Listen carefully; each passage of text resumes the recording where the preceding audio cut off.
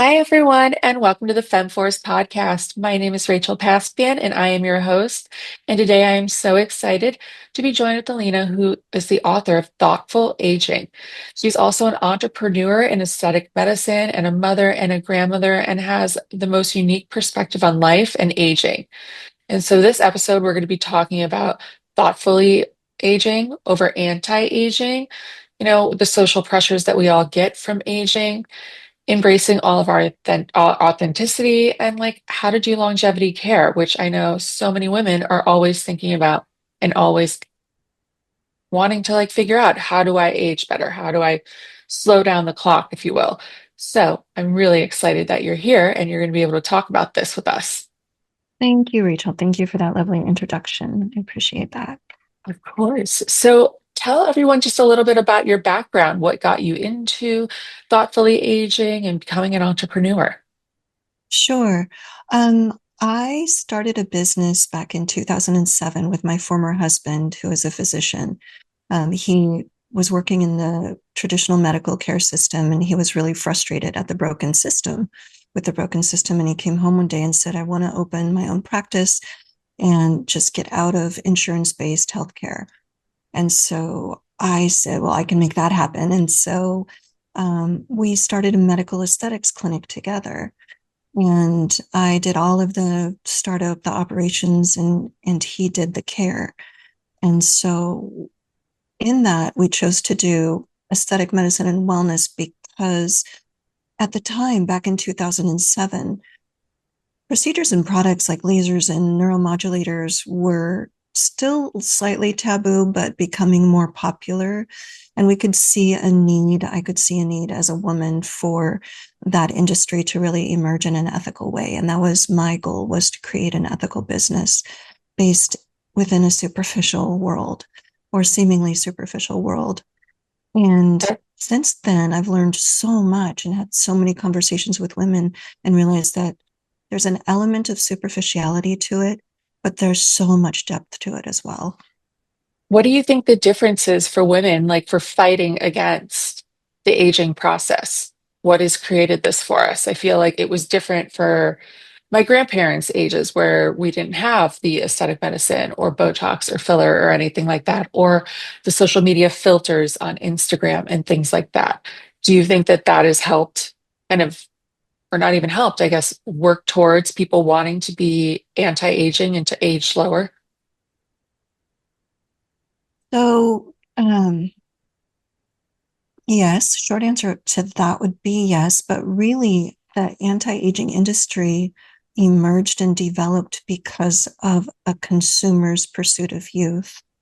I did a lot of studies for the book that I wrote, and the common denominator amongst all of the studies that I did myself and the third party studies that I researched was that youthfulness equates to beauty is the common understanding. Excuse me.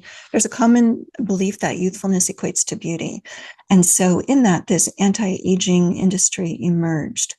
Back in the 80s, there was the Anti-Aging Academy, which sounds very official, but it's really Yeah. just two old white guys who saw an opportunity to make money and created the Anti-Aging Academy, American Association of Anti-Aging.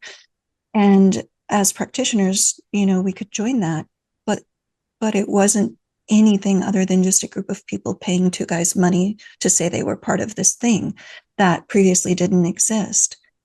When the term anti-aging became lucrative was when the cosmetic and dermatologic companies realized that it was a keyword that would get women's attention and money. Yeah. Do you So, yes, we as women had a desire to anti-age, if you will. But in that, we set ourselves up and they fed into this belief that it was possible, but it's inherent in the word itself, anti. It's not possible, it's unattainable. Every time at the clinic, I found myself hearing or seeing this word anti-aging, I just kind of shuddered a little bit, like there's something wrong with that. And then it came to me one day that within our clinic, under our roof, we don't promote anti-aging. We promote something that's more aligned with thoughtful aging. And that's when that idea really came to me, was several years ago, when I realized there's got to be an alternative. And that was it for me. That's what really resonated for me. I mean, and that's phenomenal that you've experienced this also. Do you feel like your personal experiences as a mother and a grandmother and a professional in this industry also helped you shape your views on aging and being like your authentic self and wanting to put yourself out there? Yes, absolutely. Because as a parent, as a mother, as a daughter, as a friend, all of us experience this desire to be the best that we are, do the best that we can. We obviously don't want to go through life causing harm. We want to do good things for those around us.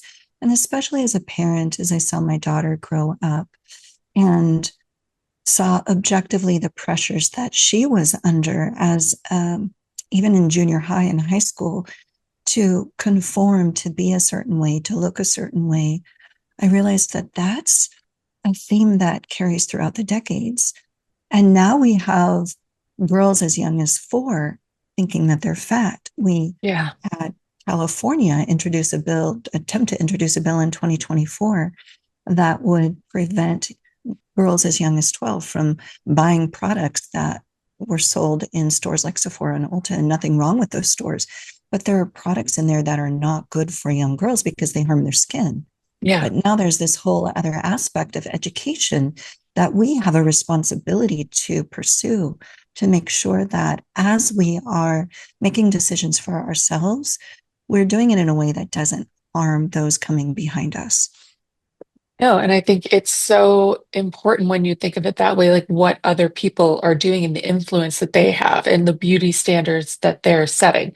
So, from Mm-hmm. people who are celebrities to influencers like the Kardashians, like, and they're setting these Mm-hmm. standards of really impossible beauty where these 12-year-olds are trying to emulate this filtered, filled, Botox lived life where you're like, this isn't, you look naturally beautiful yourself, and it just gives them these unattainable standards of beauty to reach unless you're one of these celebrities. And I think that's just so, it's sad, but it's also in a place where you're like, this is what is going to be happening for a while due to like to society and due to the fact that we have all of these things available to us. Mm-hmm. Social media definitely plays a role in how we view ourselves. There are very specific, unexamined beliefs that are inherent in this idea of anti aging. And again, I'll just go back to saying anything you're approaching with an anti belief system, you're fighting against something. You're fighting against yourself. You're fighting against an ideal. If you're anti something, you're not in a space of compassion or flow. You're in a space of judgment. And that's not a good space to be when it comes to the conversation of beauty. Beauty is very personal. Right and wrong has no place in that conversation. But yet, when comparison enters, we are inherently judging ourselves and others for a standard that is unattainable. Um, the anti-aging industry is founded on a culture of false beliefs, that youthfulness equates to beauty. AARP did a study of over 7,000 women, and reducing signs of aging was the number one concern that women had. And second to that was using Botox and fillers, which again is related to this idea of youthfulness. Um, the belief within anti-aging, there's another belief that to be beautiful, you must look a certain way. Well, American Yeah. beauty standards are unattainable. Less than 1% of women will even meet what American beauty standards are. Um, Anti-aging tells us that aging is inherently bad. Like there's a de facto period of decline that we're going to end up worse than we are better if we allow aging or the appearance of aging to occur. And then going back again, just to this idea that we can stop aging, which we Yeah. can't. We're all aging. How do you think that women can show up for themselves and be authentic in this with these kind of societal pressures? Do you think it's just the confidence that we have to learn how to build from there?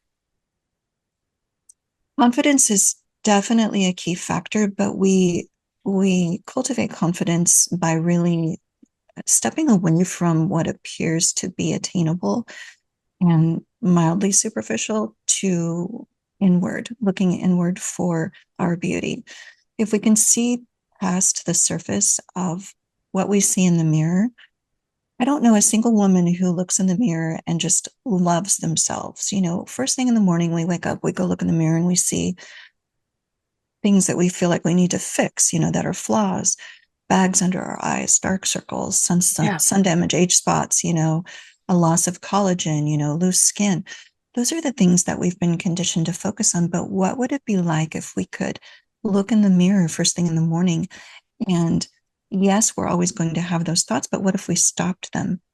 What if we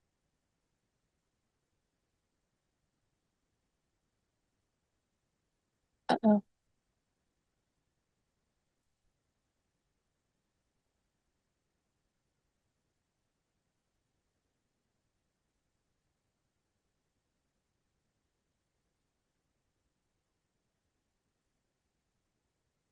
take it as a cue from your body rather than a sign that there's something wrong, and you pay attention to it that way.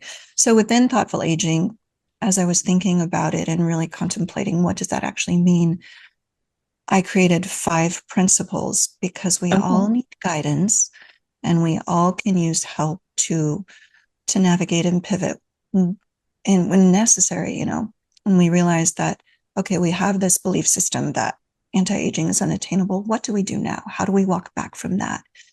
And for me, it really came down to cultivating a growth mindset, yeah. embracing curiosity, Okay. practicing self-compassion and acceptance, staying mindful and grounded, and then being proactive and responsible. Yeah. And I mean, those are great tips. And it just, Mm-hmm.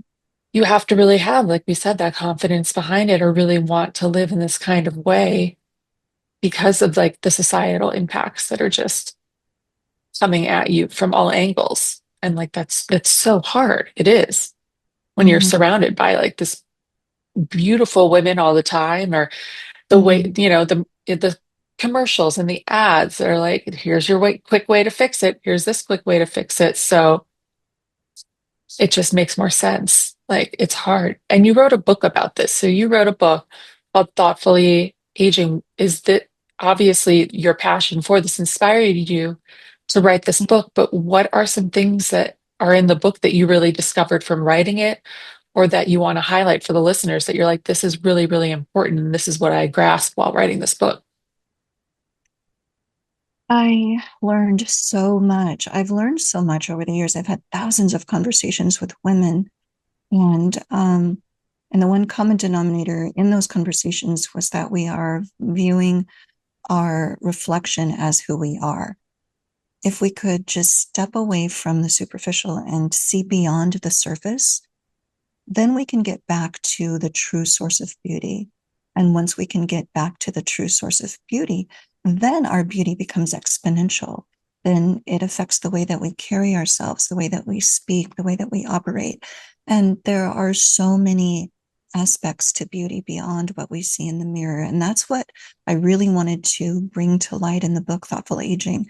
It's about restoring honor to the aging process, but doing it through radical self acceptance, having the courage to see beyond the surface of our own reflection into who we really are. We spend a lot of time in our lives just on autopilot or Yeah. survival mode. We do the things we were taught to do without really examining why. And a lot of times we we're doing these things because we've been programmed to do them, but it's not really what we want to do or who we would be if we had full autonomy or complete choice, which we do, but we've forgotten that because we do things to please others. We do things to maintain harmony. We do things because it'll make our mom happy, There's Yeah. there are a lot of layers to being a woman that with just a little bit of courage and self-reflection, we can outgrow who we've been and grow into who we were meant to be. And you, in this book, I know that you have an assessment tool that determines the type of care someone may need as they age. Can you talk a little bit about that and explain what the tool is and how that works? Sure. So as I came to what I thought was the close of the book, at really examining the true source of beauty, I realized, okay, where do we go from here? It's if we're going to integrate all of these thoughts and ideas and really pivot and make change, now how do we do that? And operating within a broken healthcare system is one of our biggest challenges as women. The Women's Health Initiative came out a couple Yeah. decades ago, and it really, really hurt us as women. It told us that hormones were bad, bioidentical hormone replacement was dangerous. And that is just simply not true. Even in the study itself, if you look at the study and examine it, you'll see there are so many flaws in that study. And we were set up for failure. And so now we have to, in my opinion, have an opportunity to really take back control of our own healthcare. And so I created this tool.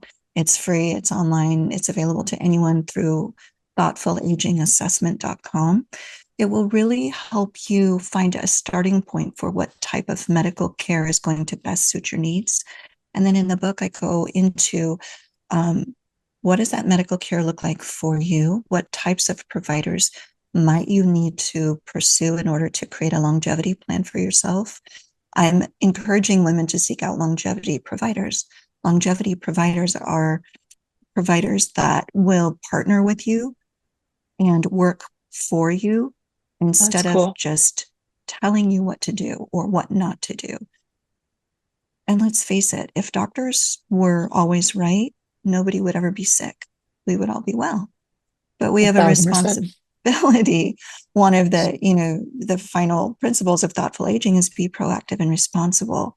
So we have a responsibility to take back control over our own healthcare in a way that partners with our providers, where we can show up educated and informed. And so I teach women what questions to ask and how to spot or find a good longevity provider, a good medical partner, what language to watch out for, where are the red flags.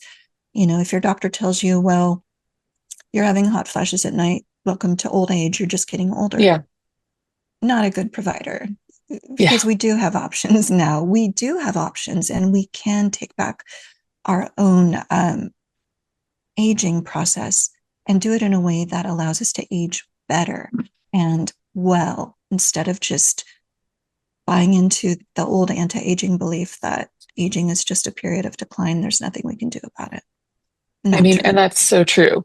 Like, and just the comfort level of it all. Mm-hmm.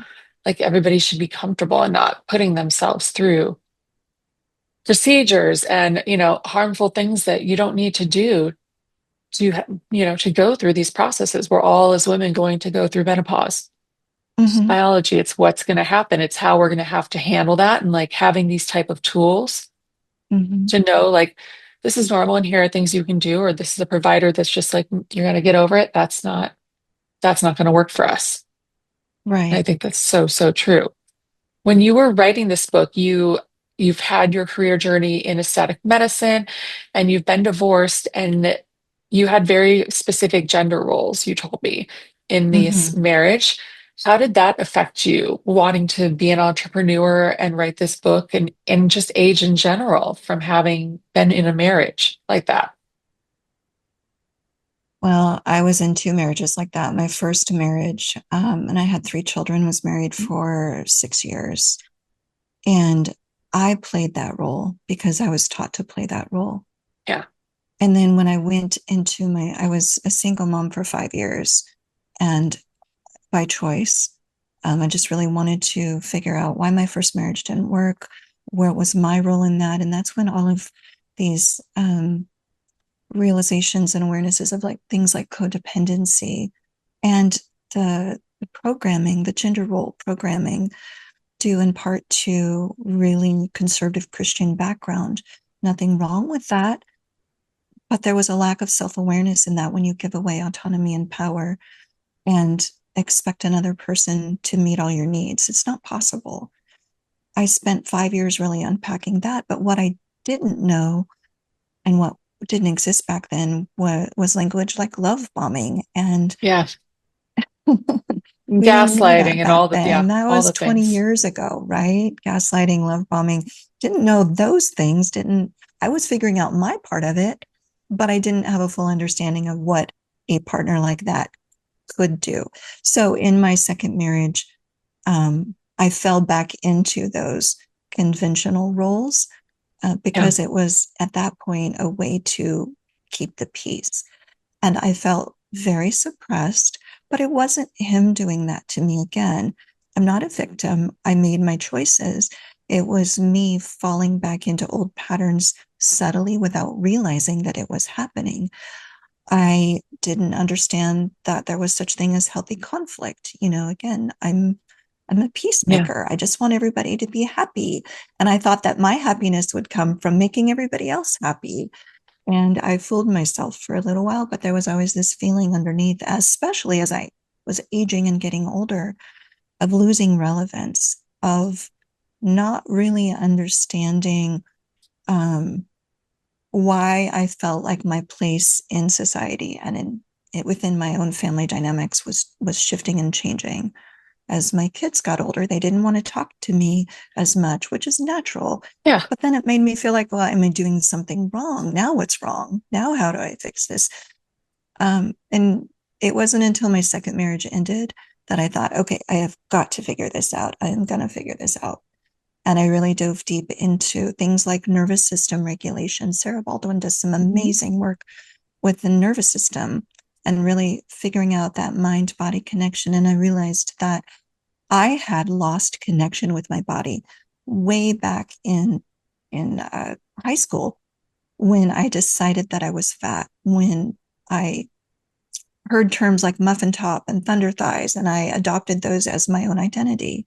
And before then, I had just happily flowed through every day in harmony with my body. And that created a real disconnect. And so I wasn't getting those helpful, insightful body signals that would have told me I was on the wrong path because I had created that disconnection with my body.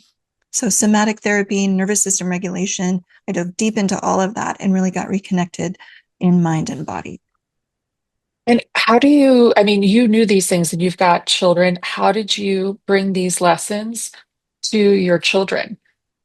Because it's hard. I can't imagine, I'm not a parent, but I can't imagine even today, especially with social media and everything that we've talked about, having children and trying to convince them like this, you are beautiful, you're good. Like you don't need this. Like we don't need all this heavy makeup. Like you don't need the eyeliner. You don't need retinol at 12. Like you are beautiful the way that you are. How do you reinforce that into children? That brings up you bring up a very good point when you said the word need, Mhm. because a lot of women come into the clinic feeling like they need something. And our goal is to transition their mindset into not needing it, but doing it from a place of want. With children, it's a little bit different. And depending on the age group, the younger children, of course, we as parents, grandparents, aunts, we have the ability to limit them, limit what they watch on TV, limit how much or Yeah. what websites they visit on their phones. As they move into teenage and adult years, um, the goal becomes I personally had one goal with my kids: keep the communication lines open. Yeah. You know, That's a great that's goal. it.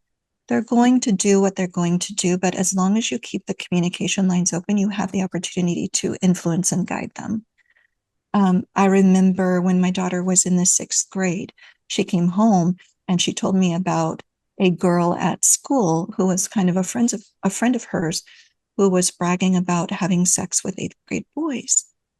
And everything inside of me I wanted to be shocked. I was shocked. I wanted to, Yeah. my eyes, I'm sure, just got really big. I wanted to yell, you can never see her again. She's never, I wanted to do all of those reactive things. Mhm. But fortunately, I was able to take a deep breath and just say, what do you think about that? And keep the conversation going from her perspective, even though everything inside of me was just screaming, that is so wrong. Don't ever I don't want you to be harmed. Don't go be friends with her. Yeah. But had I done that, I would have lost that connection with my daughter and lost an opportunity to have that conversation. about what does that mean to you. And when I say keep the communication lines open, that happens all the way up into adulthood as well, as they continue Yeah. to make decisions that we would not want them to make. We can take a deep breath and step back and invite that dialogue, because that's really what it's all about. If we want to retain influence and guide them as they get older, we change. They're watching us change. We don't have to tell them that we're changing because they're seeing our changes.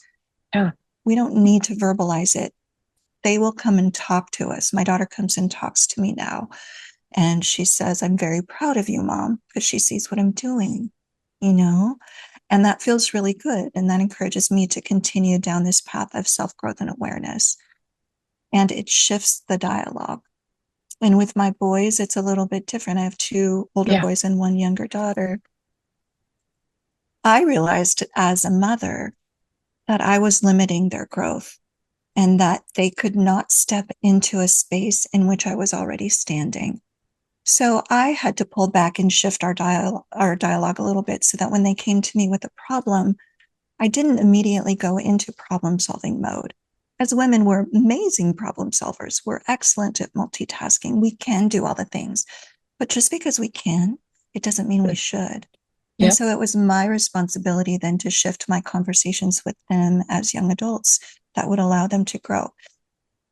And what I mean by that is if they came to me with a problem about, parenting, I would immediately say, well, have you thought about this? Did you try this? Did you do this? I shifted the conversation into, well, what does your intuition tell you? Mhm. Because again, they can't step into a space in which I'm already standing. Yeah. So what does your intuition tell you? Would you like to know my opinion about that? Or have you talked to any other friends about this? What do your friends say? And encouraging them through conversation to build a different type of support network that would allow them to see beyond just my opinion about what they should do. Yeah. Maybe you're giving them options. And that's so Yes. important in hearing their thoughts and their opinions and having them work through it, which is like a huge thing. When it Mm-hmm. comes to having boys, I'm wondering where do the men fit in to the anti-aging? Like, should we be teaching them? Like, girls Yeah. don't, this is not really what girls look like, or this isn't what girls have to look like, or like, how do you work with boys on the ant to be like, these are not the standards you should be setting for a woman? Like, I hear a lot of men when I was younger, they're like, I want a girl who looks like this or like this or like this. And these would be these like impossible beauty standards Mm-hmm. that they wanted from a partner, but at the same time, they were being able to see them on social media and things like that. So how do you think the anti-aging with men and setting these standards? How do we do that? So it might surprise you to know that men are the least influential when it comes to women's idea of beauty. They really don't factor in at all. It's really society, which is us, women, and how they perceive other women viewing them is what drives their desire to look a certain way, act a certain way, be a certain way. Now, when it comes to the, like you were just saying, the standards that men have in their own minds, women have the same. We want the knight in shining armor many times, or we're looking for the perfect guy. So it's not just men that have those standards, it's women. And it really, if we're going to re-educate our men, we have to start diving into what we really want from them and what we really want for ourselves. Because as long as we allow them to, um,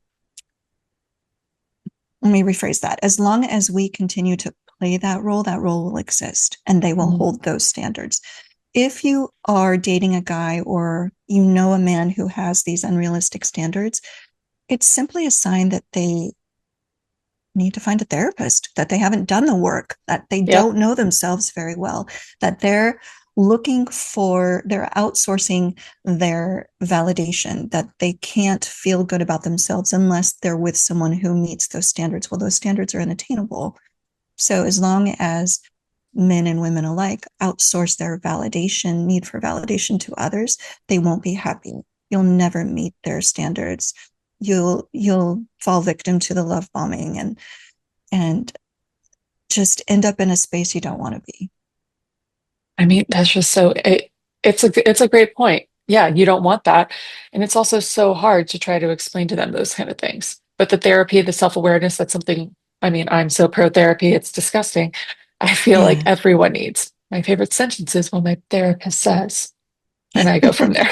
So happens all the time. Shout out to Yeah. Samantha, she's the best. But I I couldn't imagine also like just like I'm 38 and I'm single and having it's hard like being out there and then having these women or these very young women in my opinion 22, 25, but I'm like I didn't look like that at 22 or 25.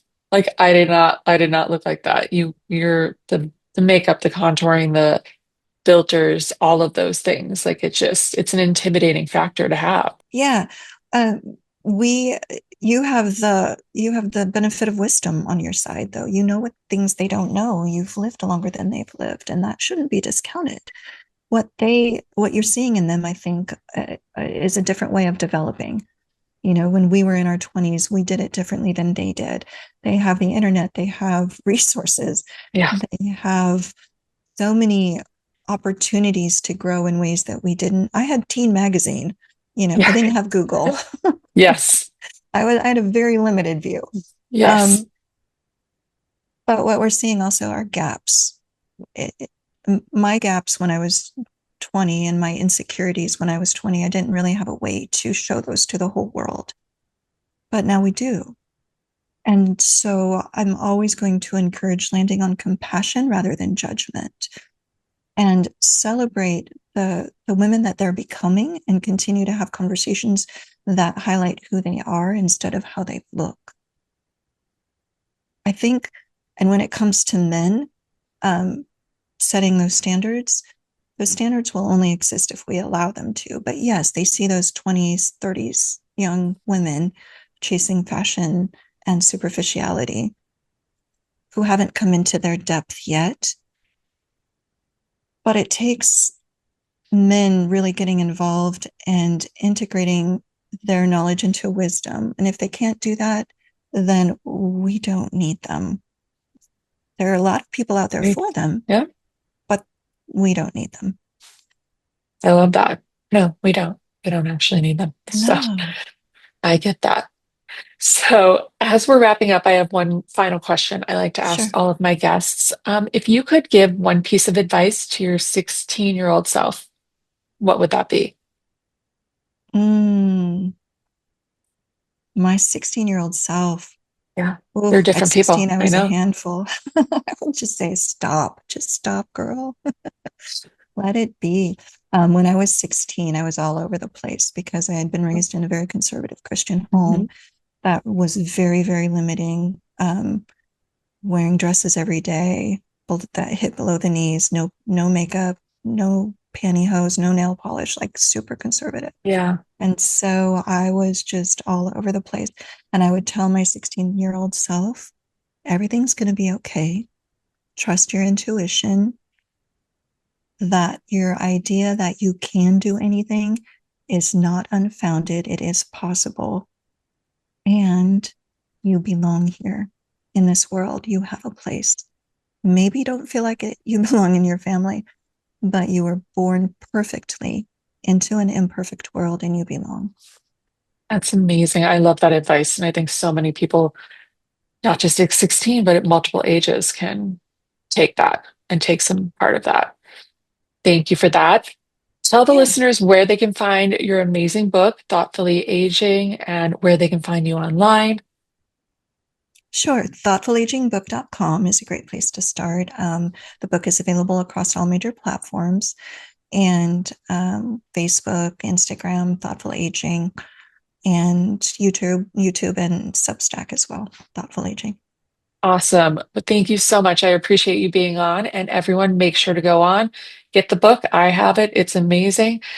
Follow her on all of her socials, and we will see you next week. Thank you, Thank you, everyone. Rachel.